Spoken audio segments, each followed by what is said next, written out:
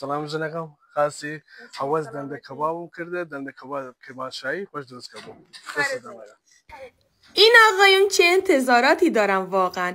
پا به ما باشی و نزدیک زایمانه درخواست غذای دنده کباب کرمانشاهی، اونم من اصلا تا حالا درستش نکردم.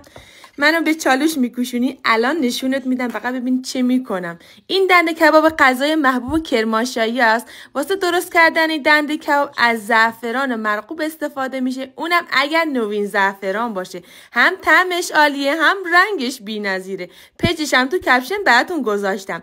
رو سک و زیرو رو پهن کردم و منقل گذاشتم، البته با کمک همسرم. طرز درست کردن این دنده کبابم تو کپشن کاملا براتون توضیح دادم. برنجم هم که حاضر شد از نوین زعفران استفاده کردم، هم از زعفرانش هم از اسپریش که واقعا رنگ و عطر خیلی خوبی برنجم داد.